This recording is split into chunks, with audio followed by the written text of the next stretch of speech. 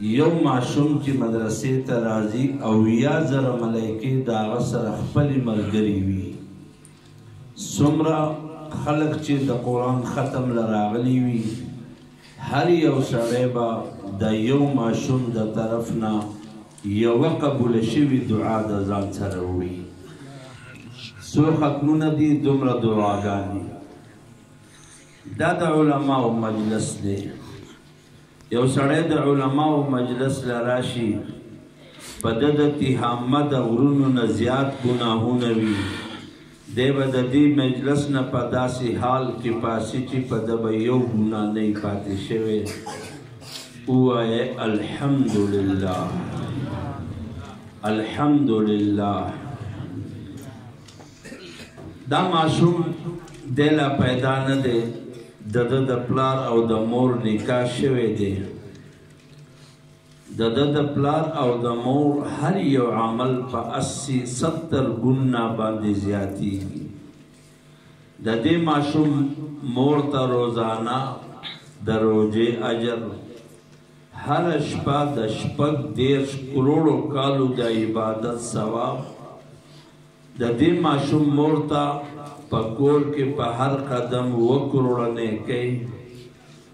د دې ماشوم مور ته روزانه د روژې ثواب او د کور نه په سارا چې څومره عملونه کېږي د هغې ثواب د دې ماشوم مور ته په کور کې مفت میلاویږي. په یو سا 1 کروڑ نیکۍ. د دې ماشوم د مور د دې ماشوم د پیدایش نه که مخکې د ده مور مړه شوه، دا مور شهیده ده. د بچی په پیدایش کې مړه شوه، دا مور شهیده ده. د بچی د پیو په نیټه کې مړه شوه، دا مور شهیده ده. د بچی په تربیت کې دا مور مړه شوه، مور شهیده ده. د زنکدن په وخت کې د جنت زیری د سرو یاقوتو هار ورته په غاړه کړی شي، د جهنم نه د خلاصۍ زیری. او د یوې جنۍ په سر باندې د مور ته د جنت زیری میلاویږي. د 2 جنکو په سر د مور ته د جهنم نه د نبی علیہ السلام د معیت د ملګرتیا زیری میلاویږي. د یوې ماشومې په سر د کور ته روزانه 1 کال د عبادت ثواب او 12 رحمتونه په دې کور باندې راوریږي. دې مور ته د بچی د پیدایش نه مخکې په 1 سا 1 کروڑ نیکۍ دي.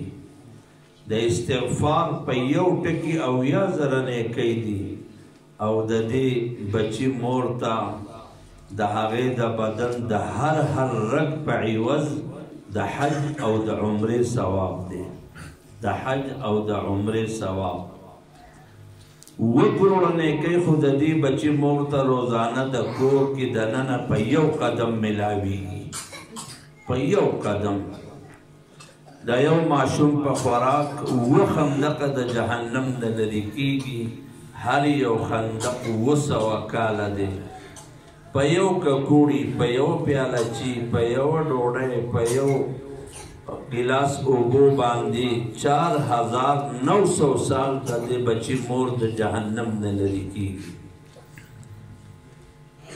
د دې بچی پلار زمیندار دی. دی د کوره سحر بخلی شوی وځي، ماښام بخلی شوی کور ته راځي. امسا مغفور الله. د دې بچی پلار څومره زمینداره کوي، دا ټوله سبزي، دا ټول غنم، دا ټول پیاز، دا ټول شفتالان، دا ټول چې کوم دغه دي روجي دي مثلا، او یا جوار دي، غنم دي، شولې دي، دا ټول په صدقه کې لیکلی کېږي. خیت شوتل دی، دا په صدقه کې لیکلی کېږي، لکه دی چې دا ټوله صدقه کړي وي. د دې ماشوم پلار ګلکار دی، زمیندار دی، مصري دی، مزدور دی، دیاړیمار دی. کله دیاړي وشي، کله ونه شي، په ماښام ستړی کور ته راشي. سارا ته لاړ شم، زړه مې ښه شي چې غم ځپلی کور ته راشم، خفه شمه. دا سړی ماښام بخلی شوی راځي الله چې دته ګوري خوشحالېږي ورته دا خپل بنده ستړی وویني ستړی ستړی خوبولی او په شونډو یې پان ولاړي دا سړی بخلی شوی کور ته راځي د دې بچي پلار دکاندار دی حشر به د نبیینو صدیقینو شهداو سره کېږي نبیینو صدیقینو شهداو سره کېږي د دې بچي پلار ډریور دی دته په یو قدم باندې او یا زره اوه سوه نیکۍ او یا زره نیکۍ اوه لاکه نیکۍ میلاویږي ټوله ورځ ورته د جهاد اجر میلاویږي د حلاله نوڼۍ ګټي خپلو بچو له زما بچي د سوال نه بچ شي د حرامو نه بچ شي زما د بچو تربیت وشي دا مور خپل بچي له پی ورکوي د پیو په یو ګوټ د یو انسان د ژوندي کولو ثواب په کومه ورځ چې بچی د پیو پرې کوي د مور مخکیني ټول ګناهونه معاف دا بچی دومره لوی شي چې دی د الله نوم واخلي الله وی نبی علیہ السلام د ټولو نه مخکې د حلیمه سعدیه د هغې په غیږ کې چې جبس پړدلي وه د الله په نوم باندې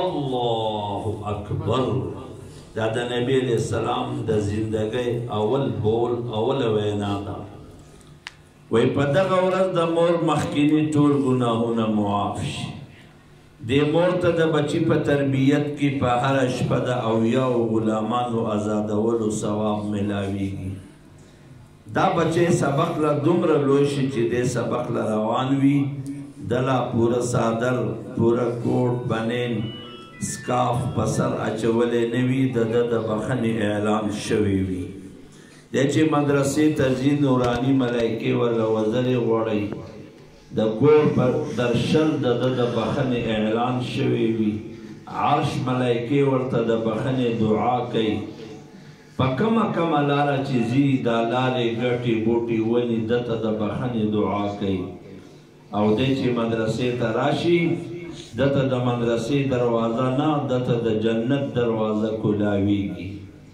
د دې ماشوم د سبق د یوې ورځې دیاړي د کامل حج ثواب ولا الله ورکوي کامل حج د ټوله ورځ د جنت په باغچه کې ناست وي په اوله بسم الله شپږ کسان الله وبخي دا ماشوم د ده مور او پلار دا استاد د ده مور او پلار شپږ کسان په یوه بسم الله